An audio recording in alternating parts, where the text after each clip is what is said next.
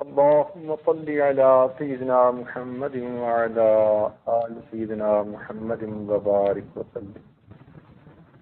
اللهم صل على سيدنا محمد وعلى آل سيدنا محمد وبارك وسلم. ان اللہ یحب التوابین، بے شک اللہ تعالیٰ توبہ کرنے والوں سے محبت فرماتے ہیں. وَيُحِبُّ الْمُتَطَہِّرِينَ، اور پاک رہنے والوں سے بھی محبت فرماتے ہیں. اردو زبان میں دو لفظ استعمال ہوتے ہیں، ایک صاف اور ایک پاک. دونوں میں فرق ہے. ممکن ہے ایک چیز صاف تو نظر آ رہی ہو مگر شرعی نقطہ نظر سے پاک نہ ہو، اور ممکن ہے کہ ایک چیز پاک تو ہو مگر میلی نظر آ رہی ہو، صاف نہ ہو. تو صاف ہونا اور چیز ہے، پاک ہونا اور چیز ہے. شریعت نے ہمیں اس بات کا حکم دیا کہ نماز میں ہمارے کپڑے پاک بھی ہوں، صاف بھی ہوں، ہمارا بدن صاف بھی ہو، پاک بھی ہو.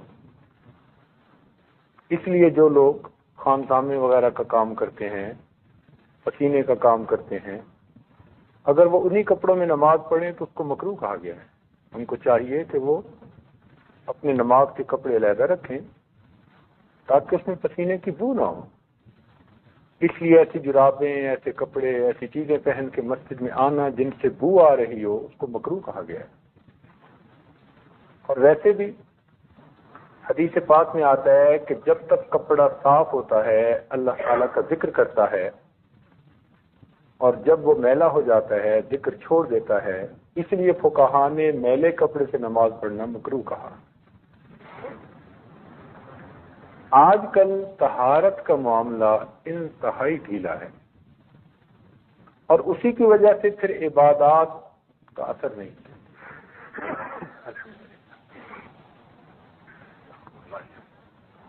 اس لیے عبادات کا معاملہ بہت ڈھیلا. جتنی یہ اہم بات ہے نا طہارت کا لحاظ خیال رکھنا، اتنا ہی اس کی طرف سے چشم پوشی کی جاتی ہے. بلکہ اکثر دوستوں نے تو کبھی طہارت سیکھی نہیں ہوتی. کیا مطلب؟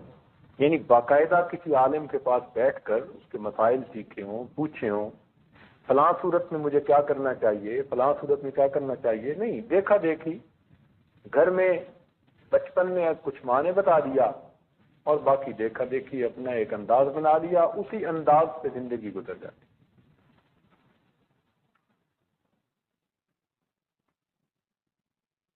کیونکہ ان مجالس میں خشیت نماز کے متعلق باتیں ہوں گی. مقصود ہمارا وہ ہے، اس کی ابتدا طہارت سے ہوتی ہے. کوئی آدمی ایسا ممکن نہیں کہ جس کو نماز کا خشوع حاصل ہو اور وہ طہارت کا خیال نہ رکھتا ہو. ممکن ہی نہیں.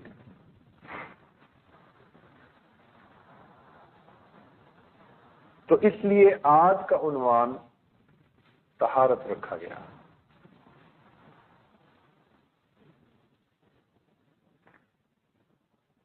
طہارت کی 4 منزلیں ہیں.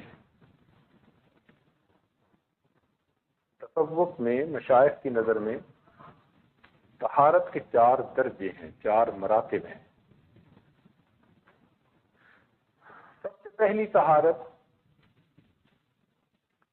بدن کی طہارت.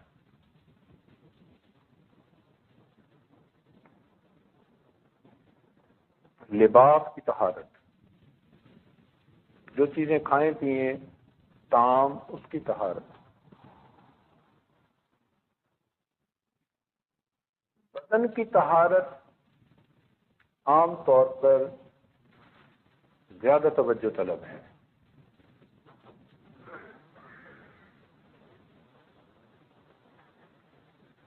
مثال کے طور پر آدمی کو غسل کے فرائض کا پتہ ہو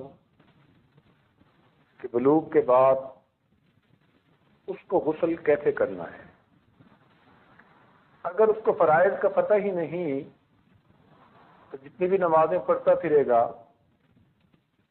اس کا دل پر کوئی اثر نہیں ہوگا، نہ اللہ کے ہاں قبول ہوں گے۔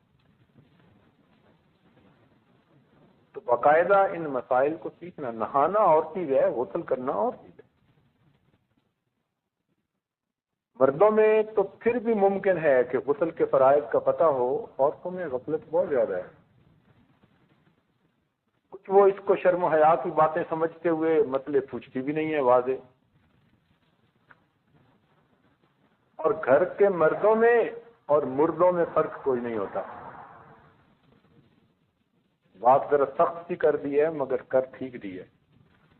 آج کل کے مردوں میں اور مردوں میں کوئی فرق نہیں۔ وہ گھر کی عورتوں کو دین نہیں سکھاتے، ایک ہی مقصد کے لیے رکھا ہوتا ہے، اللہ اللہ اور خیر سے۔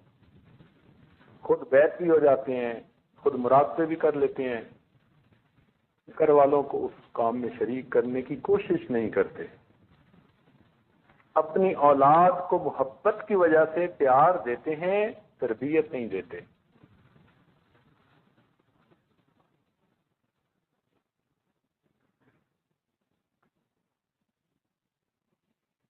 تو خود مرد اگر طہارت کا خیال نہیں رکھیں گے تو عورتیں کیسے خیال رکھیں گی، بچے کیسے خیال رکھیں گے؟ گھر میں ناپاکی سب سے زیادہ بچوں کے ذریعے سے پھیلتی ہے، اور وہ معصوم ہوتے ہیں، ان بچوں کو کیا پتا، وہ پاکی ناپاکی کو نہیں سمجھتے۔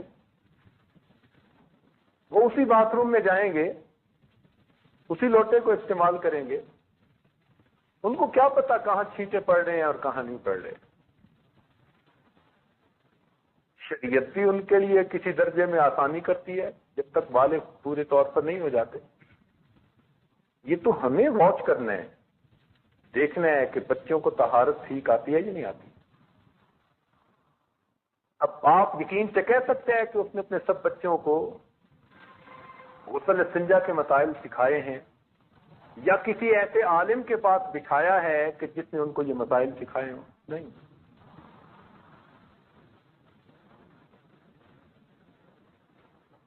وہ بچے گیلے پاؤں کے ساتھ آئیں گے اور پھر اسی مسلح پہ نماز پڑھیں گے جہاں پہ ہم پڑھتے ہیں۔ اب جب گیلے پاؤں سے مسلح پہ کھڑے ہوئے تو مسلح پہ بھی اس کا اثر آیا۔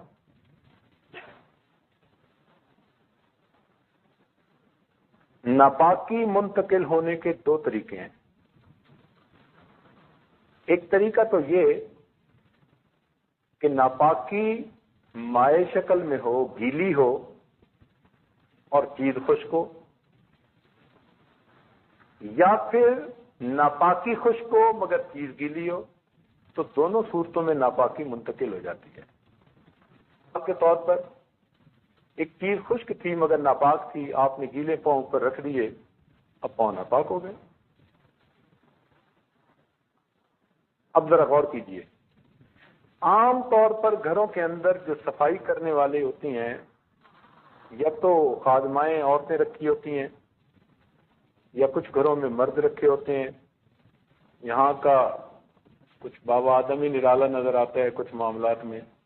ان کام کرنے والے مردوں کو تو غیر محرم سمجھتے ہی نہیں۔ کبیرہ گناہ روز ہو رہا ہے اور نام اعمال میں لکھا جا رہا ہے۔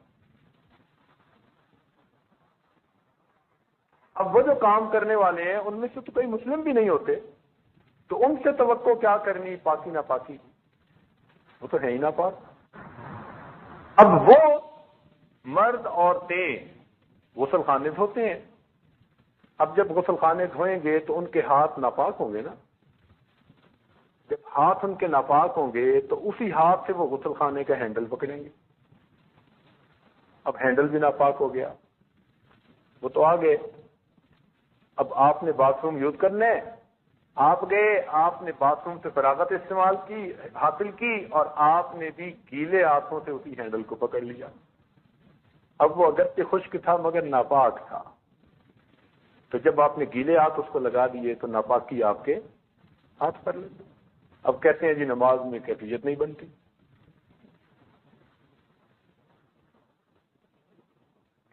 زہر کوئی جان کر پیے یا بے دھیانی میں پیے، زہر نے تو اثر کرنا ہے۔ کوئی یہ تو نہیں کہہ سکتا جی کہ میں نے تو بے دھیانی میں پی لیا تھا، زہر نے کیوں اثر کیا؟ بھائی ناپاکی ناپاکی ہے، آپ جان بوجھ کے لگائیں، بے دھیانی میں آپ کو لگے، ناپاکی کی وجہ سے وہ اثرات ختم ہو جائیں گے۔ اس لیے طہارت کا مسئلہ انتہائی اہم مسئلہ ہے، باقاعدہ سیکھنی پڑتی ہے، واچ کرنا پڑتا ہے، اس کو بچوں کو سکھانا پڑتا ہے۔ اس لیے ہمارے حضرات اپنے مصلے کم از کم گھر میں علیحدہ رکھتے تھے، بچوں کے مصلے مخصوص کر دیے جاتے تھے۔ بچوں کو پتہ ہے کہ یہ بچوں کے مصلے ہیں، بچوں نے جب بھی نماز پڑھنی ہے اس پہ پڑھیں، کون سی اتنی بڑی بات ہے؟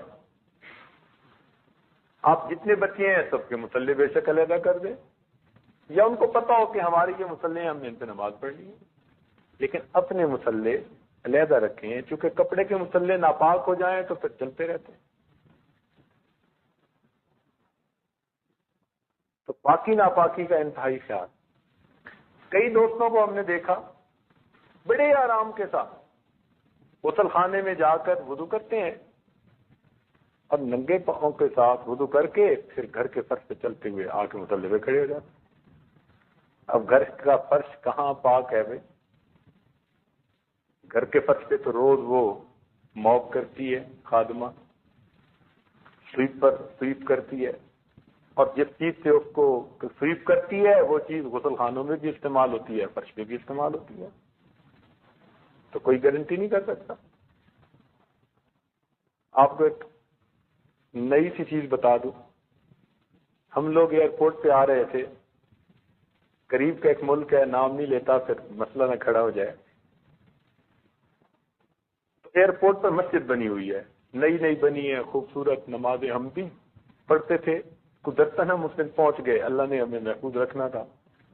تو ایئرپورٹ کی جو کام کرنے والی عورت تھی، وہ پاک قالین کے اوپر وہ جو گیلا ہوتا ہے نا، کیا کہتے ہیں اپنی زبان میں، موب، وہ گیلا موب جناب اس نے اس پانی کے اندر اس کو جو ہے نا بھگویا اچھی طرح، پھر وہ گیلا پورے قالین کے اوپر۔ ہم جب پہنچے تو وہ دروازے کے قریب پہنچ چکی تھی، میرا ماتھا ٹھنکا، میں نے کہا دوست تھے کہ پوچھو اس سے کیا یہ روز ایسا کرتی ہے؟ کہنے لگی ہاں، میں تو بلا ناوے ایسا کرتی۔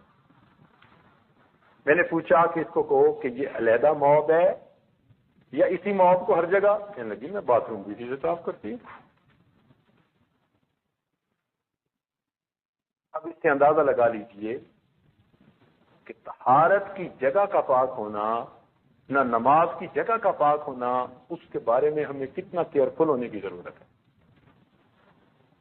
پھر ہم نے اس دوست کو مشورہ دیا کہ ایئرپورٹ کے قریب ایک مسجد ہے، اس مسجد کے ذمہ دار لوگوں کو بھیجیں اور یہاں کی انتظامیہ سے کہیں کہ مسجد کی صفائی ہم ذمہ لیتے ہیں، ہمارا بندہ آ کے کرے گا، آپ کو متفکر ہونے کی ضرورت نہیں ہے۔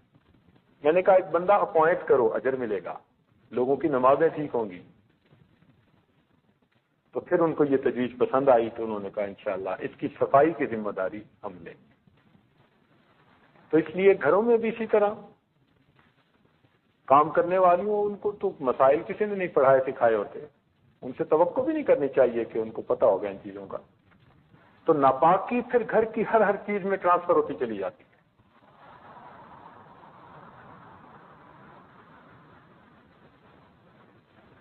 تو بدن کا پاک ہونا، اس کے مسائل سیکھنے پڑتے ہیں۔ عورتوں میں عام طور پر بالوں کے کھولنے کے معاملے میں سستی ہوتی ہے، چلو، لیکن ان کی جو یہ چھوٹی رنگ وغیرہ پہنتی ہیں یا کچھ ناک میں پہن لیتی ہیں یا ادھر پہنتی ہیں، ان کو بھی ٹھیک طرح سے ہلا کے پانی نہیں پہنچاتی، حالانکہ وہاں بھی پانی کا پہنچانا فرض ہوتا ہے۔ تو انہوں نے نہا تو لیا، لیکن وہ جو جگہیں ہیں یا وہ جو جسم کے سوراخ ہیں ان میں پانی نہیں پہنچا صحیح طرح سے، اور کئی جگہوں پر تو نیل پالش لگا لیتی ہیں، ویسے ہی کام چوڑ ہو جاتا ہے۔ نیل پالش یا لپسٹک ان کی طے چڑھ جاتی ہے، اس لیے اگر یہ لگی ہوئی ہوگی تو نہ غسل ہوگا نہ انسان کا وضو ہوگا۔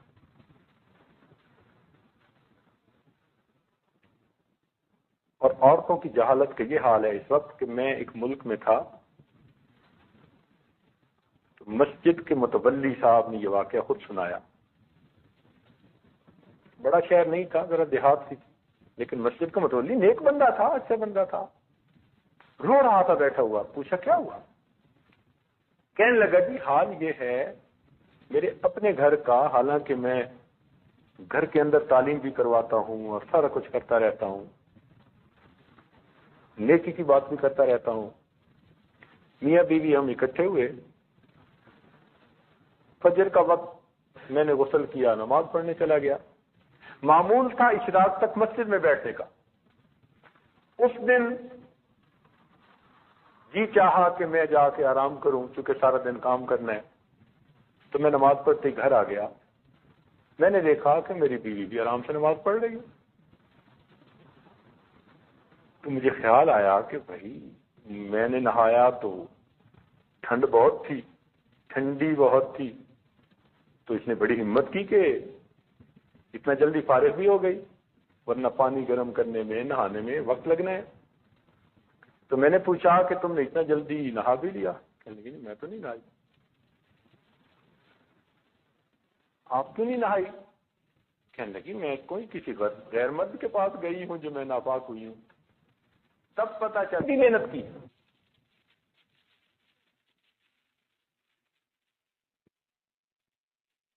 تب پتہ چلا جب سے شادی ہوئی اس وقت سے لے کے اب تک وہ عورت یہ سمجھتی تھی کہ غیر مرد کے ساتھ اکٹھے ہوں ناپاک ہوتے ہیں، اپنے خامد کے ساتھ کوئی فرق نہیں پڑتا۔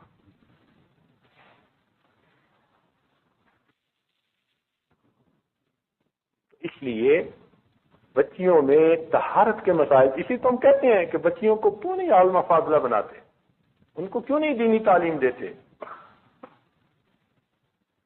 میرے دوستو، کسی آدمی کے دو بچے ہوں نا، ایک بیٹا اور ایک بیٹی، اور اس کی حیثیت اتنی ہو کہ دو میں سے ایک کو دین کی تعلیم دے سکتا ہے، تو اس کو چاہیے کہ بیٹی کو تعلیم پہلے دے، اس لیے کہ مرد پڑھا فرد پڑھا، عورت پڑھی خاندان پڑھا۔ اور آج کل بچیوں کی تعلیم کی طرف سے بہت ہی غفلت ہے، بہت غفلت ہے۔ ہمارے حضرات تو خود پڑھایا کرتے تھے۔ درمیان میں ایک واقعہ یاد آ رہا ہے،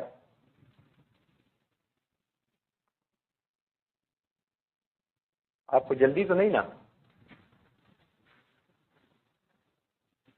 ہمارے حضرت رحمۃ اللہ علیہ کو قاری محمد طیب رحمۃ اللہ علیہ نے واقعہ سنایا حضرت اقدس نانوتوی رحمۃ اللہ علیہ کے بارے میں۔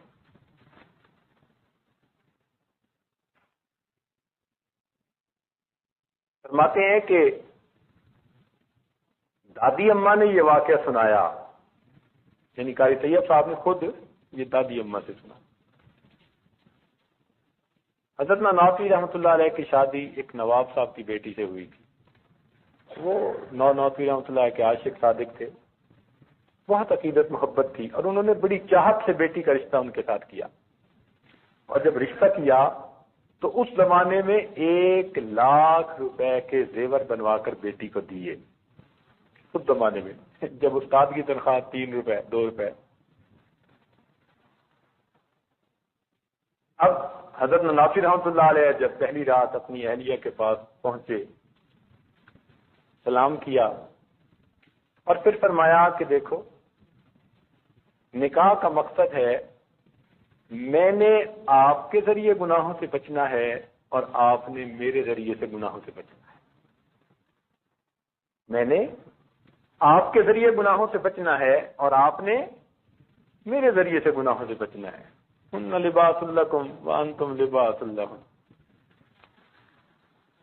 یہ بات کر کے پھر فرمایا کہ زندگی اچھی تب گزرتی ہے جب میاں بیوی دونوں ایک سطح پر ہوں۔ اب میں فقیر اور آپ امیر، میں ساری زندگی محنت کروں تو آپ کی طرح مالدار نہیں بن سکتا، آپ اگر میری طرح بننا چاہیں تو ابھی بن سکتی ہیں۔ تو اہلیہ صاحبہ نے کہا ہاں میں بننا چاہتی ہوں۔ تو مان لگے کہ یہ جو ترکیہ کا جہاد ہے نا، اس وقت جہاد تھا کہ تم یہ اپنا سارا زیور مجاہدین کی طرف بھیج دو، اجر بھی ملے گا اور پھر میں اور آپ ایک رنگ میں ہو جائیں گے۔ اہلیہ صاحبہ نے سارے زیور اتار کے دیے، حضرت نے صبح رومال باندھ کے مجاہدین کو بھجوا دیا۔ اب ایک دن گزرا تو عورتوں میں عادت ہوتی ہے، یہ عام طور پر دلہن کو دیکھنے آتی ہیں، تو ایک بڑھیا فتنے کی پڑیا وہ کہیں سے دلہن دیکھنے آ پہنچی۔ اب اس نے جو دلہن کو دیکھا کہ زیور کوئی نہیں، تو وہ تو کہنے لگی کہ یہ تو لگتی ہے ماں باپ پہ بوجھ بنی ہوئی تھی، انہوں نے دھکا دے دیا، کوئی زیور بھی نہیں تھے پہنایا، عجیب جلی کٹی سنائی۔ تو دادی اماں نے تو رونا شروع کر دیا۔ اب حضرت نوفل رحمۃ اللہ جب آئے تو پوچھا کیوں رو رہی ہیں؟ کہنے لگے بس مجھے گھر چھوڑ کے آئے۔ بچی ہوتی ہیں، تھوڑا دل ہوتا ہے، کسی بات پہ پریشان ہوتی ہیں تو پھر ماں باپ کا گھر یاد آتا ہے۔ حضرت نوفل رحمۃ اللہ گھر چھوڑ کے آ گئے۔ اب اس زمانے میں زنان خانہ مردان خانہ یہ علیحدہ ہوا کرتا تھا، شرم و حیا کا دور تھا، سبحان اللہ۔ مرد ضرورت کے وقت جاتے تھے عورتوں کی سائٹ پر، ورنہ ہر وقت کا بیٹھنا اٹھنا نہیں تھا جیسے آج کے زمانے میں ہو گیا ہے۔ ایک دو دن کے بعد جب نواب صاحب نے عورتوں کی طرف یعنی گھر کی عورتوں کی طرف آئے تو بیٹی کو دیکھا تو حیران ہوئے کہ بیٹی کب آئی؟ پتہ چلا 2-3 دن ہو گئے، شادی کوئی تو اتنے دن ہوئے۔ پھر اہلیہ نے ان کی بات سنائی کہ بیٹی تو اس لیے آئی ہے کہ بھائی زیور سارے بھیج دیے اور وہاں کی عورتیں جلی کٹی سناتی تھی۔ انہوں نے کہا یہ کون سی اتنی بڑی بات ہے؟ نواب صاحب نے 1,00,000 روپے کے اور زیور بنوا کر بیٹی کو دیے اور پھر خود چھوڑ کے آئے، خود چھوڑ کے۔ حضرت نوفل رحمۃ اللہ علیہ جب مدرسے سے گھر آئے، اہلیہ آئی ہوئی تھی، جب ملاقات ہوئی تو حضرت نے فرمایا خدا کی بندی، میں نے تو اس لیے کہا تھا کہ ایک سطح پر ہوں تو میاں بیوی کی زندگی اچھی گزرتی ہے، میں نے مجبور تو نہیں کیا تھا، آپ نے خواہ مخواہ مجھے اپنے والد کے سامنے رسوا کیا۔ میں نے تو یہ کہا تھا کہ یہ سانپ بچھو ہیں، تم کیا کرو گی؟ اب ان کی بات میں توجہ تھی۔ دادی صاحبہ نے فرمایا کہ حضرت کے جب یہ لفظ منہ سے نکلے نا کہ یہ سانپ بچھو ہیں، تو فرماتی ہے مجھے محسوس ایسے ہونے لگ گیا کہ یہ سانپ ہیں، یہ بچھو ہیں جو میں نے پہنے ہوئے ہیں۔ کہنے لگی اتنا میرے اوپر یہ کیفیت ہوئی، میں نے تو نوچنا شروع کر دیا، نکالنا۔ حضرت فرماتے ہیں نہ نہ نہ نہ، اور میں سب زیورات کو توڑ رہی ہوں، نکال رہی ہوں، اتار رہی ہوں، حتیٰ کہ بدن سے سارے زیور اتار کر میں نے کہا حضرت یہ سانپ بچھو ہیں، ان کو بھی بھیج دو، آج کے بعد میں نام نہیں لوں۔ حضرت نے اگلے دن وہ بھی مجاہدین کو بھجوا دی۔ پھر اس کے بعد دادی صاحبہ جو تھی انہوں نے حضرت نانوتوی رحمۃ اللہ علیہ سے پڑھنا شروع کر دیا۔ پڑھتے پڑھتے اتنا پڑھا، قاری محمد طیب رحمۃ اللہ علیہ نے خود فرمایا میں نے ان دادی صاحبہ سے مشکات شریف کو سبکن سبکن پڑھا۔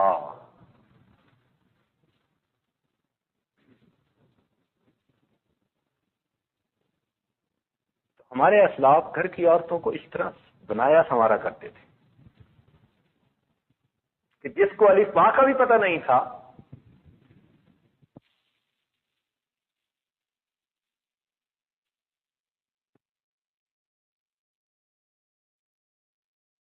ان کے جو عورتیں اپنے ہاتھوں سے کرتی ہیں، اس لیے کہ اس میں اگر 3 سائیکل ہیں نا مشین میں، آٹومیٹک پانی آئے اور 3 سائیکل، اتنا پیور اتنا صحیح وہ سفید کر دیتی ہے کہ ایک قطرہ پانی نہیں رکھ دیتا۔ 2 بندے مل کے بھی کپڑے کو نچوڑے تو اتنا نہیں نچوڑ سکتے جتنا مشین نچوڑ دیتی ہے، اور اگر 3 مرتبہ وہ رنس کرتی ہے تو الحمدللہ کپڑے بالکل پاک ہیں، 100% پاک۔ ہاں، اس کو نکال کے پھیلانے والی عورت اپنے ہاتھوں کا خیال رکھے۔ اب کیا کرتی ہیں کہ کپڑے تو پاک دھل گئے، لیکن اٹھا کے پھیلانے والی گھر کی نوکرانی ہے. اب وہ انہی ہاتھوں سے پاک کپڑوں کو لے جا کے پھیلا رہی ہے، پھر وہی سارا کچھ. تو آپ پورے پروسیس پر نظر ڈالیں. درمیان میں مشین نے تو کپڑے دھو دیے، 3 مرتبہ پاک کر دیے، رنس کر دیے، بالکل صحیح. لیکن ہم کن ہاتھوں سے اس کو لے جا کے لٹکا رہے ہیں، کس جگہ پر لٹکا رہے ہیں، ان کا خیال رکھنا. عورت کو بتانا پڑتا ہے، ان کو سمجھانا. اپنے کھانے پینے کی چیزوں کا خیال رکھنا. کچن کے اندر بھی پاکی ناپاکی کا بڑا مسئلہ بنتا ہے. اور اگر کام کرنے والی یہ دوسری عورتیں ہوں تو ان بیچاریوں کو کیا پتا، وہ چیز نیچے گرے گی، اسی ہاتھ سے اٹھا کے اس کو اوپر رکھ دیں گے. اور اچھے اچھے دوستوں میں برتنوں کے تلوے کے بارے میں تو احساس ہی نہیں ہوتا کہ یہ بھی ناپاک ہوتے ہیں. برتنوں کے تلوے کو ہمیشہ مشکوکی سمجھیں. آپ کو نہیں پتا وہ کس جگہ پر رکھے گئے. اور دوست کیا کرتے ہیں کہ گھر سے کھانا لے کے آئے اور ٹرے کو اوپر رکھ دیا دسترخوان پر. یہ سب سے بڑی غلطی ہوتی ہے. ٹرے اوپر رکھنے کی کیا ضرورت ہے؟ ٹرے کو رکھیں سائڈ پر، اور جو اندر برتن پڑے ہیں وہ اٹھا کے رکھیں دسترخوان پر. ٹرے تو انہوں نے فرش پر رکھا ہوگا، ٹرے تو زمین پر رکھ دیا ہوگا. ٹرے کے تلوے کا کس کو پتا کہ 100% پاک ہے؟ تو برتنوں کے تلووں کے بارے میں ہمیشہ نظر رکھیں کہ کس کس برتن کے تلوے پاک رہتے ہیں اور کہاں ناپاک ہو سکتے ہیں. ان کا خیال رکھیں. عورتیں اگر طہارت کے صحیح مسائل کا خیال نہ رکھنے والی ہوں اور ہر وقت ان کے ذہن پہ طہارت کی فکر نہ رہے تو وہ کئی مرتبہ چیزیں دھو کر آتی پاک اور بعض دوسری، وہ بڑا چوڑ ہو جاتا ہے مسئلہ. اس لیے ہوٹلوں کے کھانے سے پرہیز کریں. حد الوسع. کوئی سفر ہو یا کوئی عذر ہو تو ایک شرعی چیز ہے، وگرنہ حد الوسع کوشش کریں کہ باہر کی بنی پکی ہوئی چیز ہرگز مت کھائیں. کچھ نہیں پتا کہ سال میں وہ چیز بنائی پکائی گئی. لوگوں کو چائنیز کھانے کا شوق ہوتا ہے. ذرا پکانے والوں کے کمرے میں جا کے دیکھا کریں نا کہ وہاں پک کیسے رہا ہوتا ہے. وہ آپ اس کے بعد توبہ کر لیں اور اس جگہ پر جانا چھوڑ دیں. اور پھر کئی لوگ تو غیر مسلموں کے ہوٹلوں میں جاتے ہیں، جی میکڈونلڈ پہ جانا ہے.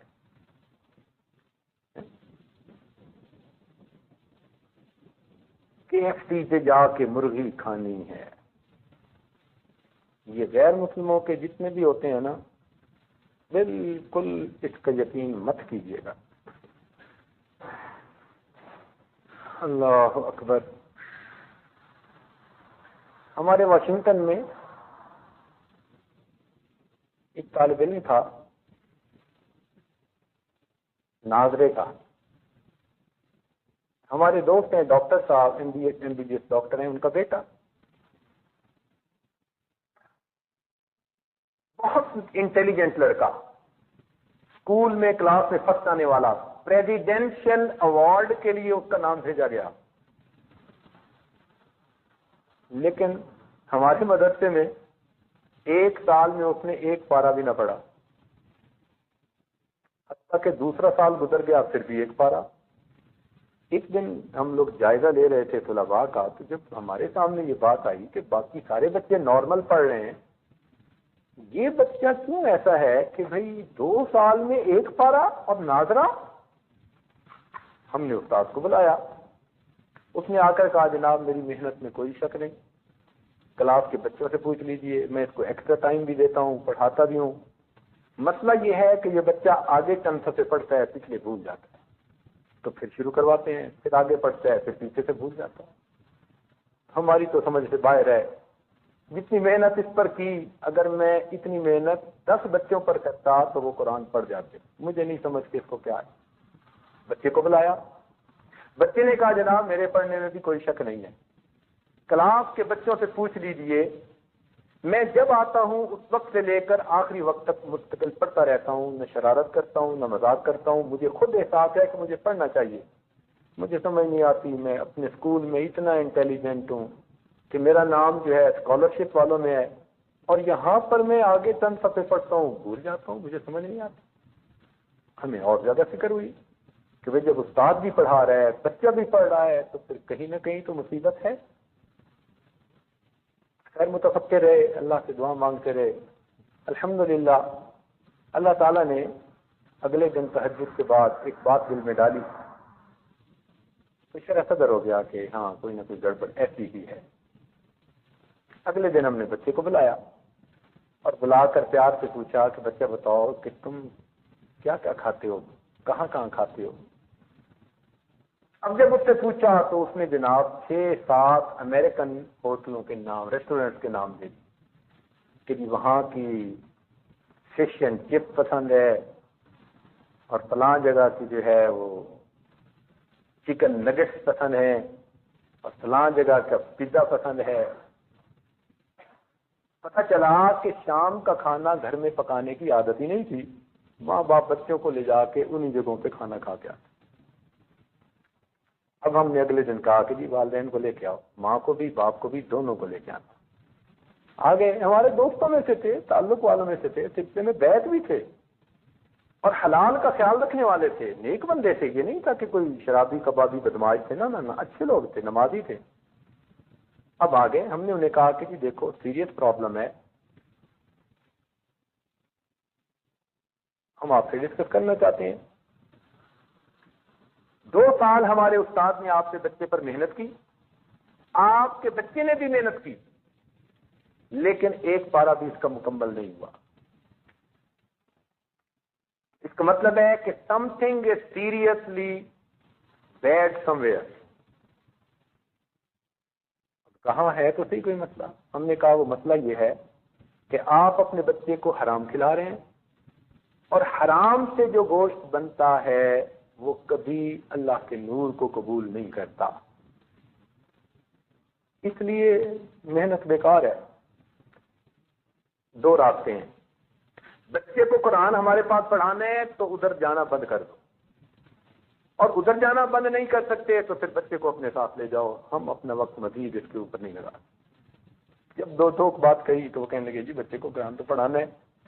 انہوں نے وعدہ کیا کہ آج کے بعد ہم اپنے گھر پکائیں گے اور ہمیشہ گھر کا پکا کھانا بچوں کو کھلائیں گے. بچے کو گھر کا کھانا ملنا شروع ہوا. بچے نے اگلے 1 سال کے اندر پورا قرآن مجید مکمل پڑھا.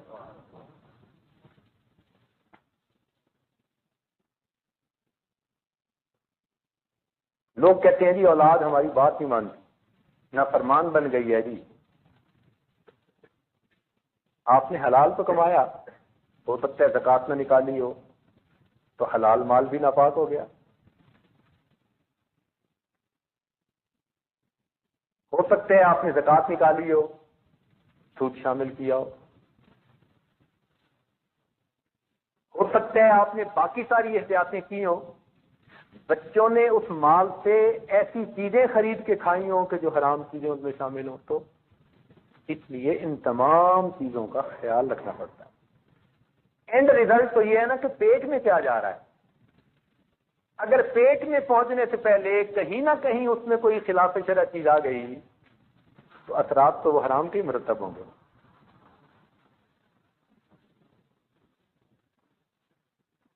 اس لیے جو ٹشو انسان کا حرام مال سے ناپاک کھانے سے بنتا ہے وہ ٹشو عبادت میں کبھی مزہ نہیں پاتا. اس میں گناہ کرنے کی طلب پیدا ہوتی ہے. اس لیے آپ اولاد کو حلال پاکیزہ مال کھلائیے، کھانا کھلائیے اور حلال کی برکت اپنی آنکھوں سے دیکھیے. اس لیے ذکر و سلوک میں رزق حلال اور صدق مقال، ان 2 چیزوں کی بڑی اہمیت ہے. رزق حلال اور صدق مقال، 2 چیزوں کی بہت اہمیت ہے. اس کی اتنی اہمیت ہے، ایک واقعہ جو ہماری کتابوں میں لکھا ہے. حضرت مجدد ثانی رحمۃ اللہ علیہ کے ایک بیٹے تھے جن کا نام تھا محمد معصوم. پیدائش سے پہلے حضرت کو الہام ہوا اللہ تعالیٰ کی طرف سے کہ ہم آپ کو ایسا بیٹا دیں گے جو پوری زندگی کبیرہ گناہ نہیں کرے گا، اللہ کی حفاظت رہے گی، ایسا پاکیزہ بیٹا، غلامن زکیہ۔ تو جب یہ الہام ہوا تو حضرت نے بچے کی پیدائش پر اس کا نام محمد معصوم رکھا۔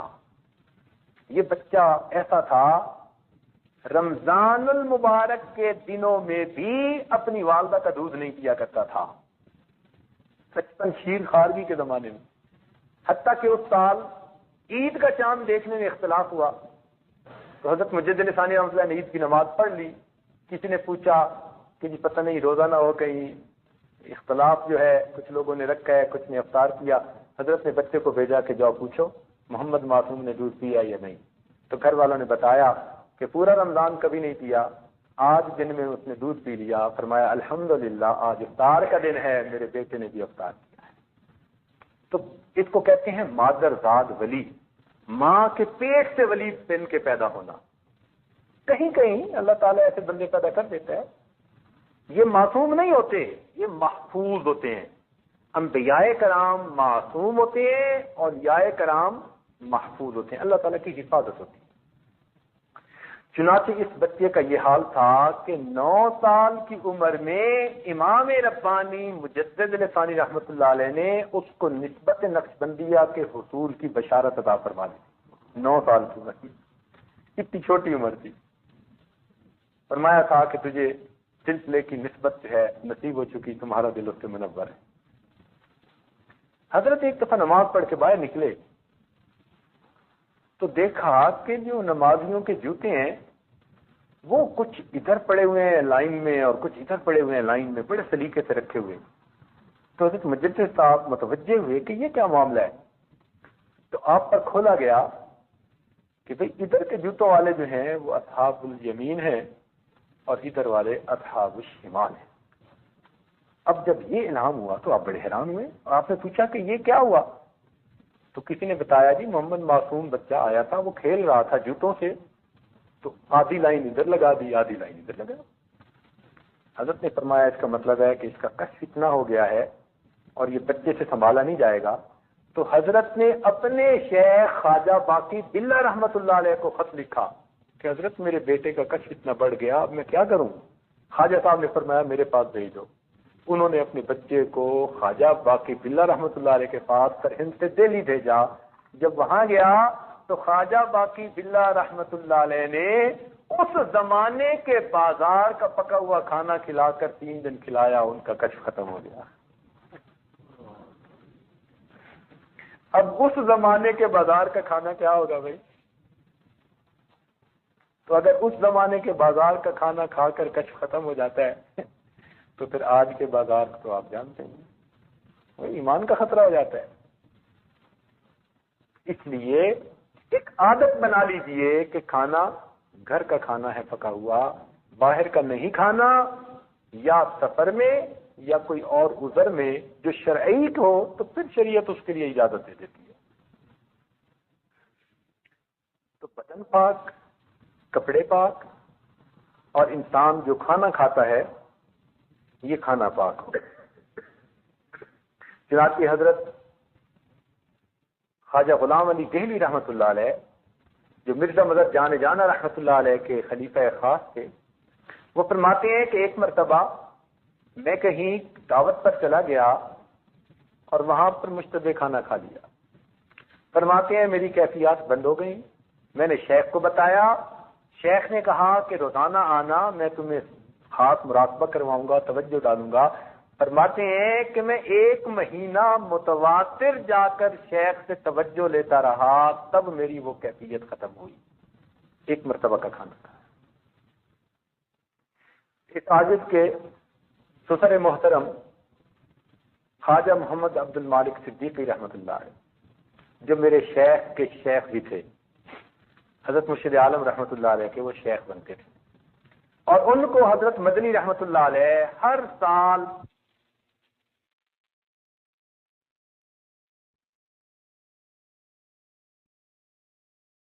خواجہ عبد المالک صدیقی رحمۃ اللہ علیہ نے 1 ہفتہ ٹھہرنے کا پروگرام کیا اور تیاری کی کہ میں جاؤں. حضرت مدنی رحمۃ اللہ علیہ اس وقت درس حدیث دے رہے تھے. حضرت نے درس موقوف کیا اور طلباء اور حضرت کمرے سے درس حدیث سے نکلے، دارالحدیث سے، اور اس کمرے میں آئے جہاں ٹھہرے ہوئے تھے، ضیوف الرحمان کا جو کمرہ ہوتا ہے مدرسے میں. اب طلباء تو باہر بیٹھ گئے دروازے سے اور حضرت مدنی اندر تشریف لائے. خواجہ صاحب سمجھے کہ بھئی ملاقات کے لیے آئے ہوں گے. تو جب ملاقات ہوئی تو حضرت مدنی رحمۃ اللہ نے فرمایا کہ خواجہ صاحب آپ ہر سال 2 ہفتے یہاں قیام فرماتے ہیں، طلباء کو فائدہ ہوتا ہے. اس مرتبہ آپ نے 1 ہفتہ جو ہے قیام کے بعد جانے کا ارادہ کر لیا. میں نے درس حدیث موقوف کیا، بچے وہاں بیٹھے ہیں اور میں یہاں بیٹھا ہوں. جب تک آپ 1 ہفتہ اور رہنے کا ارادہ نہیں فرمائیں گے، نہ میں دارالحدیث میں جاؤں گا نہ بچے وہاں جائیں. تو جب اتنا حضرت نے اصرار کیا تو خواجہ صاحب نے مزید 1 ہفتہ قیام فرمایا اور پھر ان کو اجازت دی. حضرت مفتی کفایت اللہ رحمۃ اللہ علیہ درس دے رہے تھے، قلب کا لفظ آ گیا تو طلباء کو فرمایا بھئی اس لفظ کا اگر لفظی معنی سمجھنے ہے تو میں بتا دیتا ہوں، اور حقیقت معلوم کرنی ہے تو خواجہ عبد المالک صدیقی سے جا کر. اللہ نے ان کو وہ مقام دی. چنانچہ ان کے حالات زندگی میں انہوں نے خود یہ لکھوایا کہ حضرت اکبر ثانی رحمۃ اللہ علیہ سے ایک دفعہ ملاقات ہوئی. حضرت اکبر ثانی رحمۃ اللہ علیہ کی عادت شریفہ تھی کہ کوئی بھی آ جاتا اپنے نظم کو آگے پیچھے نہیں کرتے تھے. لیکن اللہ تعالیٰ کی شان کہ جب خواجہ صاحب پہنچے اور حضرت ثانی رحمۃ اللہ علیہ نے دیکھا تو دیکھ کر بڑے خوش ہوئے. تعارف نے پوچھا کہ آپ کون ہیں، کہاں سے ہیں؟ فرمایا کہ میں ایک نقشبندی فقیر ہوں، اللہ اللہ کرتا بھی ہوں، کرواتا بھی ہوں، اسی میں زندگی گزر رہی ہے. تو ثانی رحمۃ اللہ اتنے خوش ہوئے کہ ان کو بلایا اور اپنے نظام الاوقات کو منسوخ کرنے کا اس دن اعلان کیا اور پورا دن بمائے مریدین کے حلقے اور ذکر کی شکل میں گزارا. اور پھر جب شام کو رخصت کرنے لگے تو مسجد کے باہر جب ان کو رخصت کیا تو وہاں پر فرمایا خواجہ صاحب قیامت کے دن میرا بھی خیال رکھنا. یہ حضرت اکبر ثانی رحمۃ اللہ علیہ کے الفاظ کہ خواجہ صاحب قیامت کے دن میرا بھی خیال رکھنا. ان کی بات ہے کہ وہ کھانے پینے میں بہت احتیاط کرتے تھے، بہت زیادہ. سفر میں بھی ہوتے تھے تو بہت احتیاط. حتیٰ کہ اس زمانے میں ہندوؤں کے ہاتھوں کا کئی مرتبہ گھی بکتا تھا تو وہ گھی بھی ہر استعمال نہیں کرتے تھے. اپنا گھی اپنے ساتھ ہوتا تھا، اپنی چیزیں کئی مرتبہ اپنے ساتھ ہوتی تھیں. ہر بندے کے گھر کا کھانا بھی نہیں کھاتے تھے.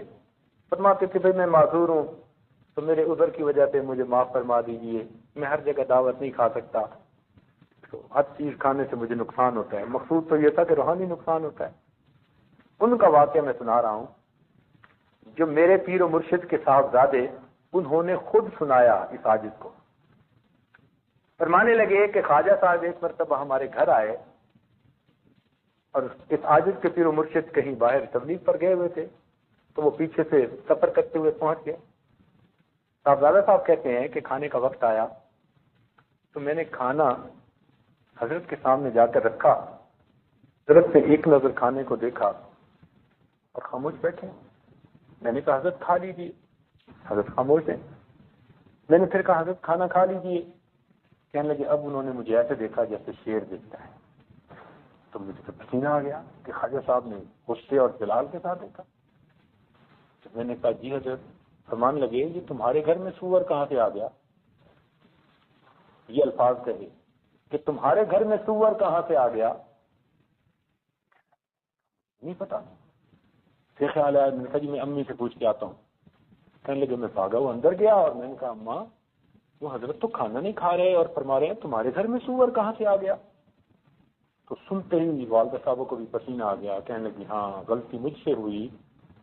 یہ میرے ہمسائے کی عورت بڑی مدت سے متمنی تھی کہ جب بھی تمہارے پیر صاحب آئیں گے تو ان کا کھانا میں پکاؤں گی، اور مجھے خیال نہیں رہا، میں نے قبول کر لیا. تو یہ کھانا ہمارے گھر کا نہیں پکا ہوا، یہ تو ہمسائے کے گھر کا پک کے آیا. کہنے لگے والدہ صاحب نے اس وقت کچن میں کھانا بنایا اور بنا کر دیا اور خواجہ صاحب نے اس کو نوش فرمایا. تو یہ ایسے بصیرت والے لوگ تھے کہ کھانے کو دیکھ کر ان کو پتہ چلتا تھا اس میں نور ہے، اس میں ظلمت پڑی ہے. کتنے لوگوں نے خواجہ صاحب کو آزمایا، بڑے اچھے ادھر ادھر کے کھانے بنوا دیے، اور ایک سادی سی روٹی اور کوئی دال سبزی ایسی وہ بنا کے کہیں ایک طرف رکھ دی، اور خواجہ صاحب نے صرف وہی 2 چیزیں کھائیں اور باقی چیزوں کی طرف التفات کیا۔ ہمارے قریب کے زمانے کے بزرگ حضرت مولانا احمد علی لاہوری رحمۃ اللہ علیہ، الحمدللہ اللہ نے ان کو بھی عجیب شان دی تھی، عجیب صاحب کشف تھے، حتیٰ کہ فرما دیا کرتے تھے کہ مجھے اگر کھلانا ہے تو فلاں جگہ جو پھل پڑے ہیں وہ ان کی بیعت ٹھیک ہوئی ہے، تم وہ لے کے آؤ، میں وہ کھا لوں گا۔ اور فرمایا کرتے تھے کہ میرے پاس جو بندہ 40 دن رہے اور میرا بتایا ہوا کھانا کھائے، 40 دن کے بعد اس کو ولایت کا نور نہ حاصل ہو تو مجھ پر ہنسی کرے۔ کہتے تھے 40 دن رہو میرے پاس، کھاؤ وہ جو میں بتاؤں گا کہ بھئی یہ کھاؤ یہ کھاؤ یہ کھاؤ۔ فرماتے تھے 40 دن وہ حلال کھانا تمہارے دلوں کے اندر ولایت کا نور پیدا کر دے گا۔ تو ہمارے حضرات نے کھانے پینے میں بہت خیال رکھا ہے، بہت خیال رکھا ہے اس بات کا۔ حضرت مرزا مظہر جان رحمۃ اللہ علیہ کا واقعہ تو کتابوں میں لکھا ہے، ایک آدمی انگور لے کے آیا تو اس نے پیش کیے، حضرت نے جو اٹھائے تو رکھ دیے، اس نے کہا حضرت کھا لیجیے، فرمایا مجھے مردوں کی بو آ رہی ہے۔ مردوں کی بو آ رہی ہے؟ وہ سمجھدار تھا، وہ گیا اس بندے کے پاس جس سے خریدے تھے، اس نے کہا جی فلاں بندہ بیچنے آتا ہے، میں نے اس سے خریدے۔ جب اس کے پاس گیا تو پتا چلا کہ اس نے قبرستان میں انگوروں کی بیلیں لگائی، قبرستان میں انگوروں کی بیلیں اگائی ہوئی تھی، ان پر انگور لگے تو خواجہ صاحب نے اٹھائے اور کہنے لگے مجھے مردوں کی بو آتی۔ یہ ایک فراست ہوتی ہے، اللہ تعالیٰ عطا فرما دیتے، تو اس لیے ہمیں احساس نہیں ہوتا، لیکن کھانے پینے میں حلال پاکیزہ کھانے کا ہونا یہ انتہائی ضروری ہے۔ اب جب تک آپ اس کا خیال نہیں رکھیں گے نماز کی حضوری نصیب نہیں ہوگی، وساوت سے جان نہیں چھوٹے گی۔ آپ کہیں جی میں تو بڑی کوشش کرتا ہوں مجھ سے جان چھوٹے، بھائی اگر مقام احسان والی نماز پڑھنی ہے، اگر اولیاء والی نماز پڑھنی ہے، اگر اکابرین والی نماز پڑھنی ہے تو اس کی پریپریشن کرنی پڑے گی، اور یہ اس کی پریپریشن ہے، گراؤنڈ پریپیئر ہوتا ہے۔ تو اس لیے بدن کا پاک ہونا، کپڑوں کا پاک ہونا، کھانے کا پاک بھی ہونا، حلال بھی ہونا، یہ طہارت کی پہلی قسم اور پہلا درجہ ہے۔ یہ طہارت کا پہلا درجہ ہے۔ یہ بات آپ کو اچھی طرح کلیئر ہو گئی ساری۔ طہارت کا پہلا درجہ کتنی چیزیں عرض کی سازش میں کوئی بتا سکتے ہیں؟ بدن کا پاک ہونا، لباس کا پاک ہونا، اور جو کھانا کھایا جا رہا ہے وہ حلال بھی ہو،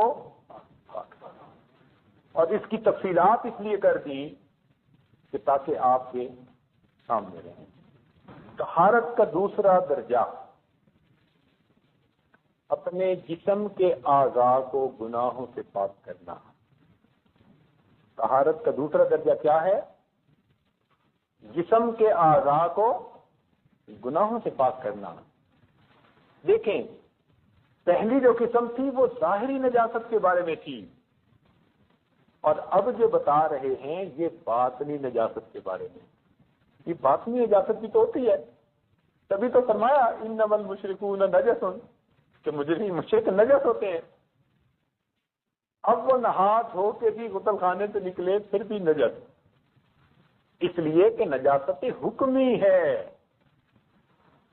سمجھے؟ ایک نجاست ظاہری ہوتی ہے، ایک نجاست حکمی ہوتی ہے۔ تو جب انسان گناہوں کا مرتکب ہوتا ہے تو جس عضو سے گناہ کیا وہ عضو گویا ناپاک ہو گیا، اس پر نجاست لگ گئی۔ اللہ والوں کو اس سے پتہ چلتا ہے۔ اس لیے سیدنا عثمان غنی اللہ عنہ کے پاس ایک آدمی آیا اور راستے میں اس کی نگاہ غیر محرم پر پڑ گئی تھی، تو آپ نے فرمایا ما بالکم، لوگوں کو کیا ہو گیا؟ کہ بے محابہ ہمارے پاس چلے آتے ہیں اور ان کی نگاہوں سے زنا ٹپکتا ہے. اللہ تعالیٰ یوں مہربانی کرتا. تو اعضاء کو گناہوں سے یعنی گناہوں سے بچانا، جب بھی گناہ کیا گیا کسی عضو سے، بس یوں سمجھیے کہ وہ جسم کا عضو ناپاک ہو گیا اور اس کے اثرات ہوتے ہیں، بو ہوتی ہے. یہ تو حدیث پاک میں بھی آتا ہے کہ جب بندہ جھوٹ بولتا ہے تو اس کے منہ سے اتنی بو نکلتی ہے کہ فرشتے اس سے تھوڑی دیر کے لیے دور ہو جاتے ہیں. اور یہ بھی حدیث پاک میں آتا ہے کہ جب موت کے فرشتے آتے ہیں بندے کی روح نکالنے کے لیے تو وہ اس کے جسم کے اعضاء کو سونگھتے ہیں. اگر اعضاء سے اس نے گناہ کیے ہوں گے تو ان اعضاء سے ان کو بو محسوس ہوتی ہے، اور جب بو آتی ہے وہ سمجھ لیتے ہیں کہ یہ نافرمان تھا، پھر اس کی پٹائی شروع کر دیں.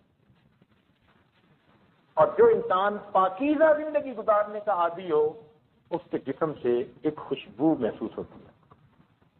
اس لیے نبی علیہ السلام کے جسم اطہر سے خوشبو آتی. حضرت انس اللہ عنہ نے روایت کی، ما شممت مسکم ولا عنبرۃ اطیب من ریح رسول اللہ صلی اللہ علیہ وسلم، کہ میں نے کوئی مشک اور عنبر نہیں سونگا مگر نبی علیہ السلام کے جسم اطہر کی خوشبو اس سے بھی زیادہ خوشبودار ہوا کرتی.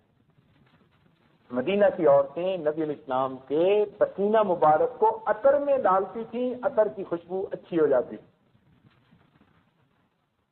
ام سلیم رضی اللہ تعالیٰ عنہ بچوں کو بھیج کر ایک شیشی میں پسینہ جمع کرواتی تھیں اور پھر وہ پسینہ دلہن کی رخصتی کے وقت اس کو لگاتے تھے، اس کے جسم کپڑوں سے کئی دن تک خوشبو آتی رہتی تھی.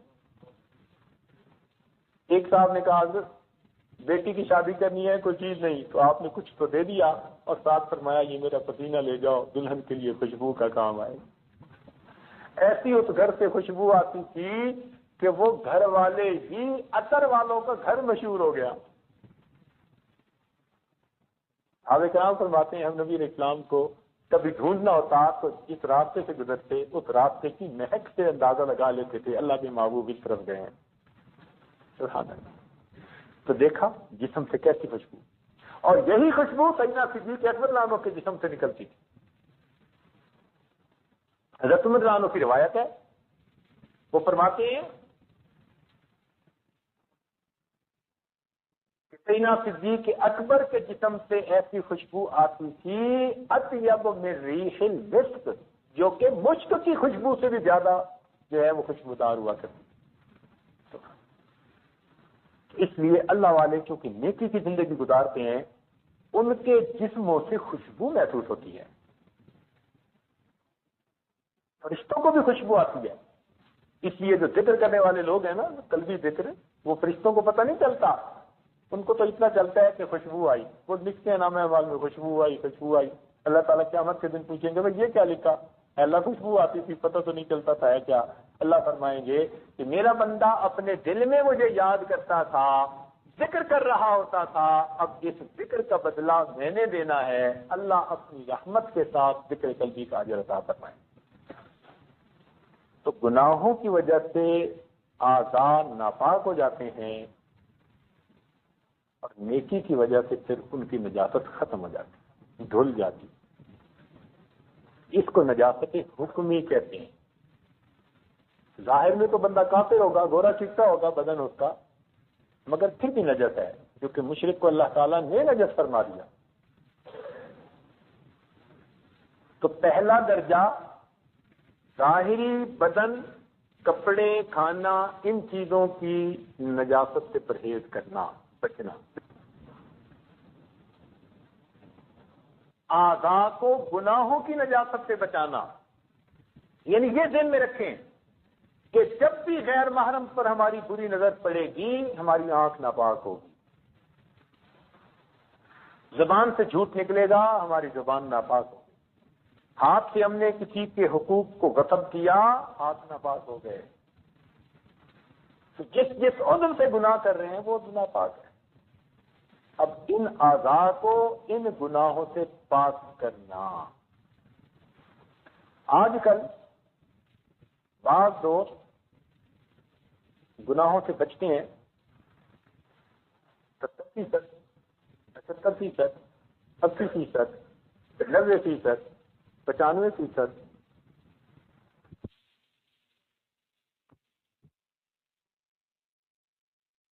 تو کر کے زندگی سے 95% گناہ ختم کر دیے.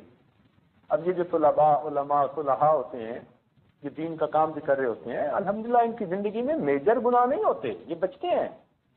لیکن کہیں نہ کہیں ہر بندے کی زندگی میں کوئی نہ کوئی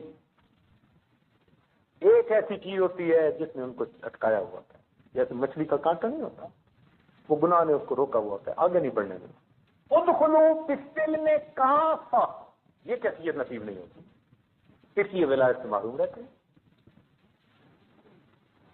ایک بات ذہن میں رکھیے، ہر گناہ بندے اور اللہ تعالی کے درمیان ایک سٹیپ کی مانند ہے، ایک فاصلے کی مانند ہے، ایک قدم کی مانند ہے. جتنے گناہ ہم کرتے ہیں ہم اللہ سے اتنے قدم دور کھڑے ہیں. ایک ایک گناہ چھوڑتے جائیں گے، ایک ایک قدم گویا اللہ کے قریب ہوتے جائیں گے. 100% گناہ چھوڑ دیں گے، ہمیں اللہ تعالیٰ کا وصل نصیب ہو جائے گا. یہ کبھی نہیں ہو سکتا کبیرہ کا مرتکب ہو اور اسے اللہ تعالیٰ کی ولایت نصیب ہو جائے.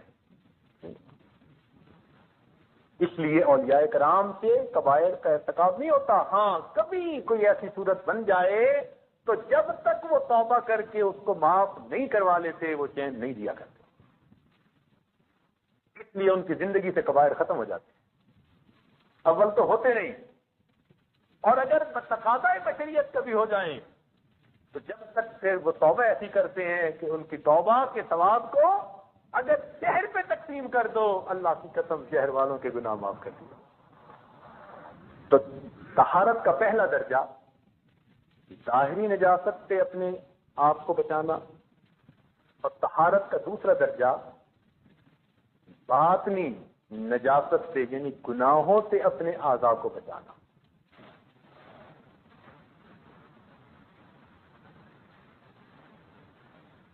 مردوں میں عام طور پر آنکھ کے گناہ زیادہ، عورتوں میں عام طور پر زبان کے گناہ زیادہ. ہمارا یہ تجربہ ہے. دیندار عورتیں بھی گول مول ایسی بات کر جائیں گی جو آرام سے جھوٹ ہوگا، اور بڑے آرام سے کہ بس میں نے گول سی بات کر دی. بھائی وہ جو کہہ رہی ہے نا آپ میں نے گول سی بات کر دی، وہ جھوٹ ہے. تو آج تو وقت ایسا ہے کہ نیک عورتیں، آپ تجربہ کر کے دیکھ لیجئے، ذرا سی کوئی بات ہوگی نا، بس میں نے اس کو نہیں پتہ چلے اس لیے جھوٹ بول دیا، اس کو پتہ نہ چلے اس لیے جھوٹ بول دیا، اس کو پتہ نہ چلے، وہ آپس میں پتہ نہ چلے اسی میں پتہ نہیں جھوٹ پہ جھوٹ بولتی چلی جاتی. تو عورتوں کے اندر زبان کے گناہ زیادہ یعنی جھوٹ اور غیبت، اس قسم کے گناہ عورتوں میں عام، اور مردوں میں شرمگاہ کے گناہ عام. اور اگر شرمگاہ گناہوں سے بچے بھی صحیح تو اس کی جو مبادیات ہیں، آنکھوں سے گناہ ہونا، کانوں سے گناہ ہونا، وہ تو ہو ہی جاتے ہیں. اس لیے مردوں کو اس سے بچنے کی زیادہ کوشش کرنی چاہیے، عورتوں کو اس پر بچنے کی زیادہ کوشش کرنی چاہیے. اپنے آپ کو گناہوں سے بچانا، اپنے حواس کو گناہوں سے محفوظ کرنا، یہ جو اعضاء ہیں ان کو گناہوں سے بچانا، یہ طہارت کی دوسری قسم. طہارت کا تیسرا درجہ، دو درجے کون کون سے ہوئے ذرا بتا دیجئے، مجھے تسلی ہو جائے کہ آپ کے ذہن میں یہ چیز. بدن کا پاک ہونا، لباس کا پاک ہونا، کھانے کا پاک اور حلال ہونا، یہ پہلا درجہ. یہ ظاہری نجاست سے متعلقہ چیزیں ہیں. دوسرا درجہ کس سے متعلق ہے؟ باطنی نجاست سے. اعضائے جسم کو گناہوں سے پاک کرنا، سر سے لے کے پاؤں تک کوئی بھی عضو ہو اس کو گناہ سے پاک کرنا، یہ طہارت کا دوسرا درجہ ہے.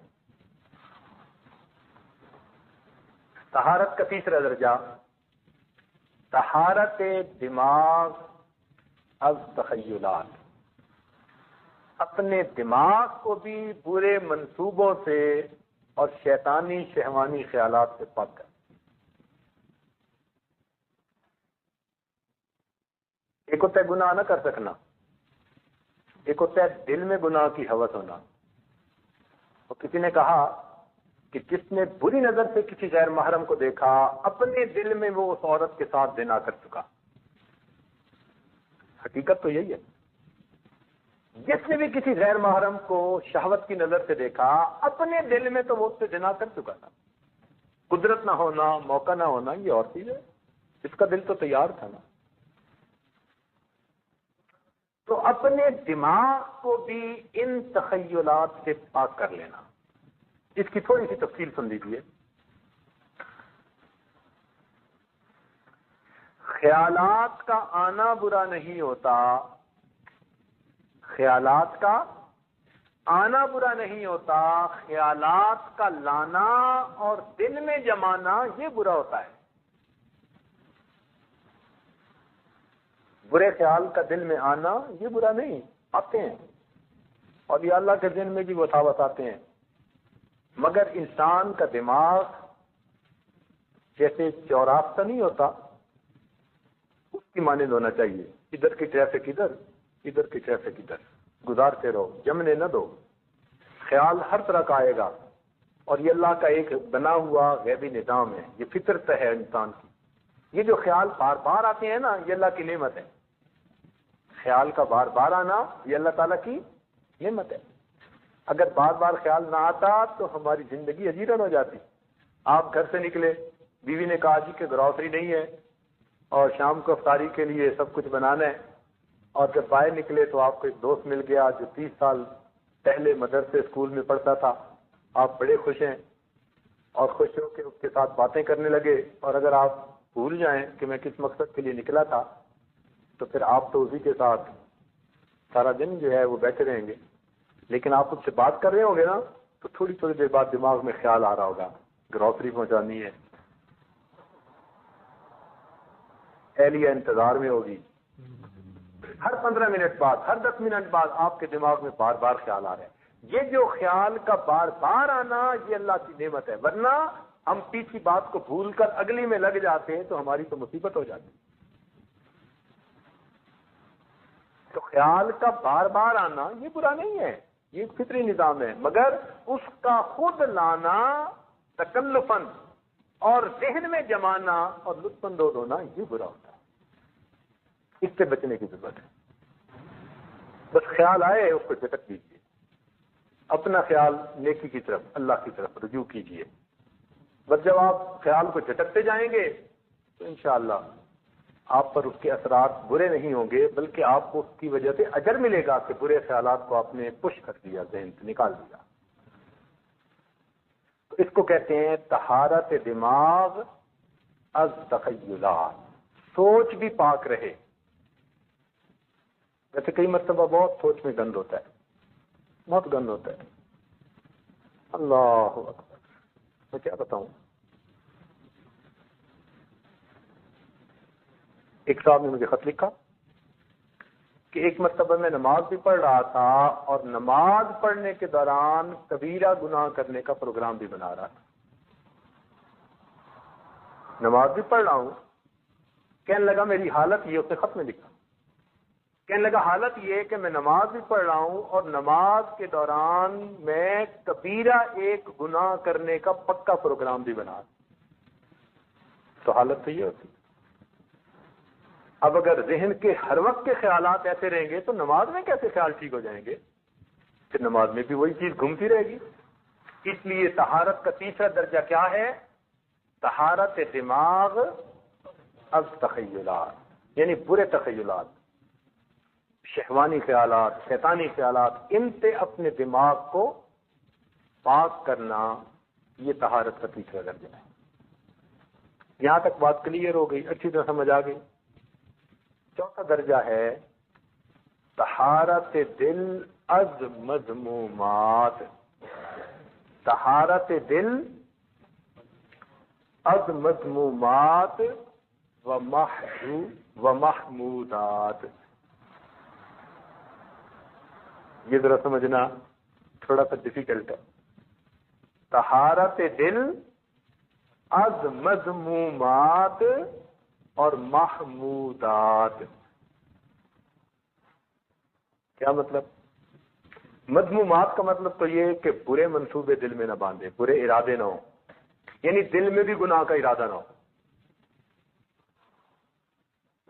یہاں حضرت اقدس نانوتوی رحمۃ اللہ علیہ نے جب دارالعلوم دیوبند کا سنگ بنیاد رکھنا تھا تو حضرت نے اس وقت اعلان فرمایا، کافی لوگ تھے، اعلان فرمایا کہ آج دارالعلوم کا سنگ بنیاد میں ایک ایسی ہستی سے رکھوا رہا ہوں جنہوں نے زندگی میں کبیرہ گناہ تو کیا کرنا، کبھی کبیرہ گناہ کرنے کا دل میں ارادہ ہی نہیں کیا، ارادہ ہی نہیں کیا کہ میں یہ گناہ کروں گا، یہ بھی نہیں ارادہ کیا۔ تو ایک بزرگ تھے، منع شاہ کے نام سے مشہور تھے، ظاہر میں تو قد چھوٹا تھا، اللہ کے ہاں بہت بڑا تھا، گھاس کاٹتے تھے اور گھاس کاٹ کے بیچتے تھے اور زندگی گزرتی تھی، تھوڑے سے پیسے بچتے تھے، اس میں سے بھی وہ کچھ تھوڑا تھوڑا روز پس انداز کر لیتے تھے، بچا لیتے تھے، اور پورے سال میں تب جا کر اتنے پیسے بچتے کہ ان پیسوں سے وہ دارالعلوم کے اساتذہ کی ایک مرتبہ دعوت کیا کرتے تھے۔ تو دارالعلوم کے اساتذہ خود لکھتے ہیں، فرماتے ہیں ہم سارا سال ان کی دعوت کے منتظر رہتے، اس لیے کہ جس دن ان کے گھر کی دعوت کھاتے 40 دن تک نماز کی حضوری ہماری بہتر ہو جاتی تھی، 40 دن تک نماز کی حضوری میں اضافہ محسوس ہوتا تھا۔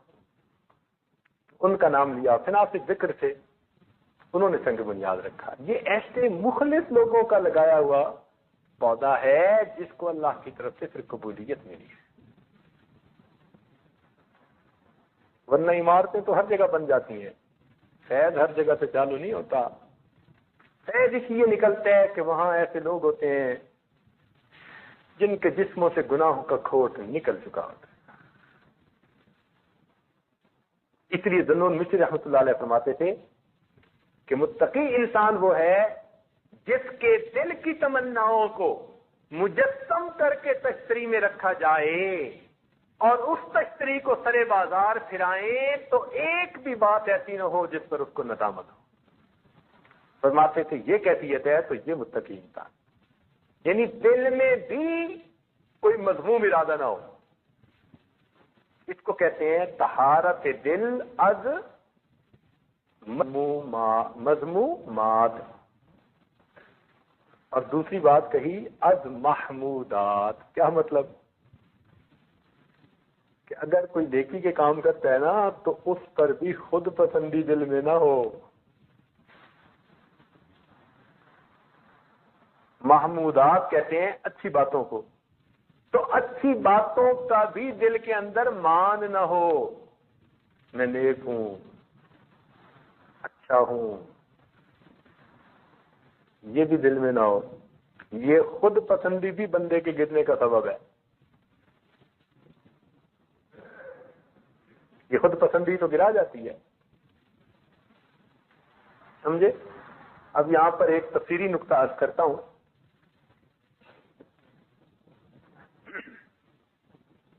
ایک مرتبہ واقعہ سن لیجیے، ایک مرتبہ خواجہ باقی باللہ رحمۃ اللہ علیہ نے کسی محفل میں بات کرتے ہوئے یہ کہہ دیا کہ مجھے اللہ نے اب ایک ایسا مقام دے دیا ہے توکل کا کہ میرے اوپر اب کوئی بھی حال آ جائے، مصیبت آ جائے، اب مجھے اللہ کے توکل سے نہیں ہٹاتی، کوئی پریشانی نہیں ہوتی، یعنی کوئی ایسی بات کر دی جس بات میں تھوڑا سا محسوس ہوتا تھا کہ بھئی اپنی تعریف ہے۔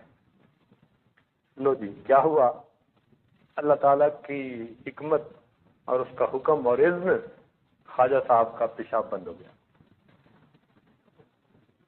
جب پیشاب بند ہو گیا تو جس کا پیشاب بند ہو جائے تو اس کو تو ایسی تکلیف ہوتی ہے کہ مرغ نیم بسمل کی طرح تڑپ رہا ہوتا ہے، تو خواجہ صاحب تو زمین پر لیٹنے لگ گئے، بڑی دعائیں مانگی، پیشاب جاری نہیں ہوتا تھا، بہت روئے دھوئے اللہ کے حضور، بالآخر دل میں الہام کیا گیا کہ فلاں مدرسے کے طلباء کے جا کر دعاؤں کرواؤ تو ہم اس بیماری سے نجات عطا کریں۔ خواجہ باقی باللہ رحمت اللہ علیہ چل کر گئے اور مدرسے کے طلباء سے فریاد کی کہ میرے لیے دعا کرو، میری طبیعت ٹھیک ہو جائے، مصیبت پریشانی بیماری دور ہو جائے. مدرسے کے طلباء نے دعا دی، اللہ رب العزت نے اس بیماری کو دور فرما دیا. یہ کیوں ہوا تھا؟ خود پسندی کی بات ہوئی تھی. اللہ تعالیٰ نے ایسے بندوں کے پاس بھیجا جو طالب علم تھے، درجے میں ان سے بہت نیچے نظر آتے تھے. اللہ تعالیٰ پھر ذرا سیدھا کر دیتے ہیں سوچ کو، کم درجے کے بندے کے پاس بھیج دیا تاکہ وہ عجب یا میں والی کوئی صورت ہی نہ رہے باقی. تو خواجہ باقی ملا کے ساتھ یہ معاملہ ہے. اب تفصیلی نقطہ یہ ہے کہ مفسرین نے لکھا کہ ایک مرتبہ حضرت موسیٰ علیہ السلام سے کسی نے مجمع میں پوچھ لیا کہ جی اس وقت دنیا میں سب سے بڑا علم والا کون ہے؟ تو انہوں نے کہہ دیا میں ہوں سب سے بڑا علم والا. بات بھی سچی تھی، وقت کے نبی ہی سب سے بڑے علم والے ہوتے ہیں، عالم ہوتے ہیں، مگر پھر بھی ایک دعویٰ تو نکلتا ہے. کیونکہ بات سے دعویٰ نکلتا تھا، اس لیے اللہ رب العزت نے پیغمبر کے مقام پر ہونے کے باوجود ان کو ایک کم درجے کے بزرگ کے پاس بھیجا. جاؤ ذرا خضر علیہ السلام کے پاس. تو خضر علیہ السلام کے پاس بھیجنے میں حکمت یہ تھی کہ بڑائی صرف اللہ کو دیبا ہے، اور کسی کی زبان سے بھی کوئی ایسا لفظ نکلے جس میں کچھ بڑائی نظر آتی ہو، پروردگار وہی اس کا معاملہ سیدھا کر دیتے. اس کے لیے فرمایا کہ طہارت دل از مذمومات و محمودات، نہ برائیوں کے منصوبے ہو، نہ اپنی نیکیوں پہ بندہ فریفتہ ہو.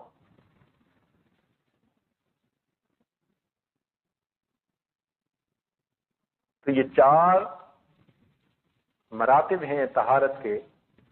نماز کو بنانے کے لیے طہارت کے یہ 4 مراتب حاصل کر لیں گے، اللہ تعالیٰ مقام احسان والی نماز عطا فرما دیں گے. اللہ تعالیٰ ہمیں یہ سب مقامات طہارت کے حاصل کرنے کی توفیق عطا فرما دے. وآخر دعوانا الحمدللہ رب العالمین.